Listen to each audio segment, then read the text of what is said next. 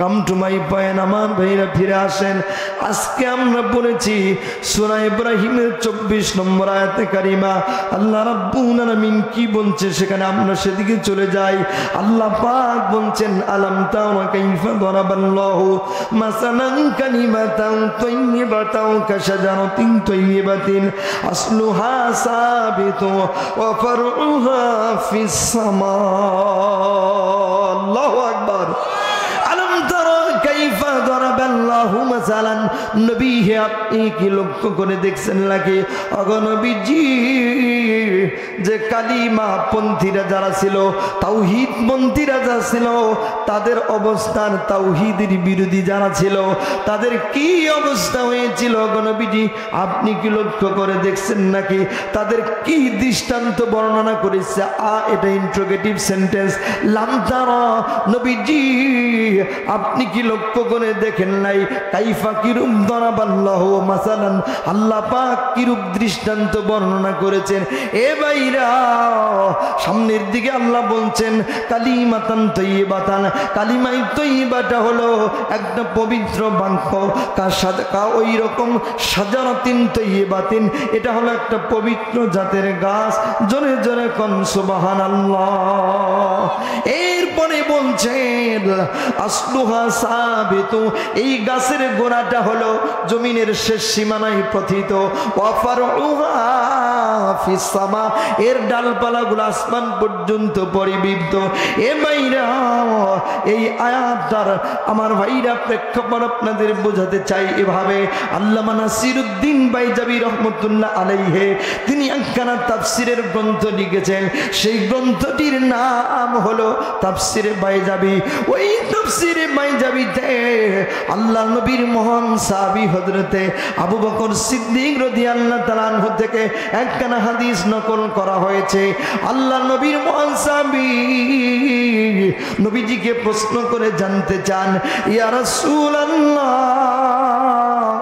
ইয়া হাবিবাল্লাহ ওগো আল্লাহর হাবিব আপনি এর আগে বলেছিলেন লা ইলাহা ইল্লাল্লাহ, এরপরে খন্ড খন্ড বাক্যে লা ইলাহা ইল্লাল্লাহ মুহাম্মাদুর রাসূলুল্লাহ আরশের মূল পায়ায় লেখা, অথবা বলেছেন জান্নাতের ভিতরে লা ইলাহা ইল্লাল্লাহ মুহাম্মাদুর রাসূলুল্লাহ লেখা, এরকম ব্যাখ্যা দিয়েছেন নবীজি। কিন্তু কালিমায়ে তাইয়্যিবাটা হলো পবিত্র বাক্য, এটা বুঝলাম এটা পবিত্র জাতের গাছ, এটা গাছের গোড়াটা জমিনের শেষ সীমানায় পতিত, এর ডালপালাগুলো আসমান পর্যন্ত পরিবৃদ্ধ। নবীজি এটা বুঝতে পারি নাই, আপনার কাছে একটু ব্যাখ্যা জানতে চাই। এর আগে তো এরকম কোন কোরআনের আয়াত নাজিল হয় নাই। আগো নবীজি একটু ব্যাখ্যা করে বোঝাবেন। নবীজি আল্লাহর নবী আমার ভাইরা প্রশ্ন করে আবু বকর রাদিয়াল্লাহু তাআলা আনহুর কাছে জানতে চান, হে আবু বকর তোমার কাছে আগে প্রশ্ন করে জানতে চাই, বলো তো তোমার এলাকার যে গাছগুলো আছে বলো তো কয়টা অংশ? বলে হুজুর 3টা অংশ। বলো তাহলে কোন অংশ কোথায় থাকে?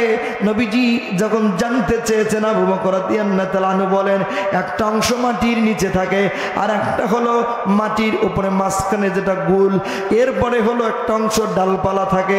নবীজি বলেন আবু বকর শোনো, কালিমায়ে তাইয়্যিবার ব্যাখ্যাটা হলো ইবনে কাসিরে যা এসেছে আমার ভাইরা, আব্দুল্লাহ ইবনে আব্বাস রাইসুল মুফাসসিরিন তিনি যা ব্যাখ্যা দিয়েছেন কালিমায়ে তাইয়্যিবা কা শাজারাতিন কালিমাতান তাইয়্যিবাতান কা শাজারাতিন তাইয়্যিবাতিন, এর ব্যাখ্যা হলো কালিমায়ে তাইয়্যিবাটা হলো আমার ভাইরা একটা খেজুর গাছের সাথে তুলনা করা হয়েছে। আমার ভাইরা তিনি বলছেন খেজুর গাছের সাথে কালিমার গাছকে তুলনা করা হয়েছে। আমার ভাইরা কেন খেজুর বৃক্ষের সাথে তুলনা করা হলো?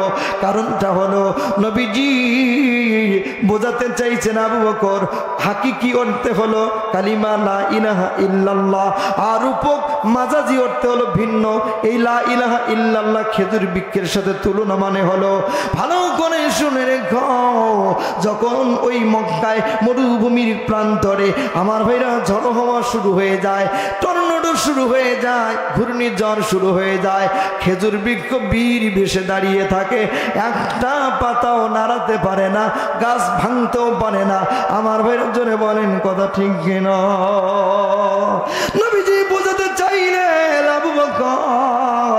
কালিমাই তৈয়বা, এটা যে পবিত্র জাতের গাছ, এই গাছটা এমন শক্তিশালী মজবুত, যেমন ওই খেজুর গাছ মজবুত পোক্ত পাকাপোক্ত, ঠিক ইসলামের কালিমার লা ইলাহা ইল্লাল্লাহ মুহাম্মাদুর রাসূলুল্লাহ, এই বটবৃক্ষটাও হলো খেজুর বৃক্ষের মতো।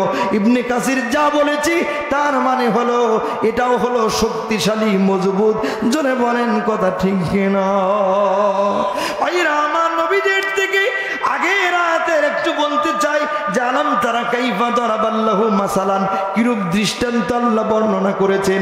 এই কালিমার গাছ কাটতে চেয়েছিল আমার ভাইরা নমরুদ, কালিমার গাছ কাটতে চেয়েছিল ফেরাউন, কালিমার গাছ কাটতে চেয়েছিল আমার ভাইরা হামান, সাদ্দাত, কারুন, কালিমার গাছ কাটতে চেয়েছিল আবু জাহল, এমনকি গোটা দুনিয়া এই পর্যন্ত কালিমার গাছ বিদায় করতে চেয়েছে।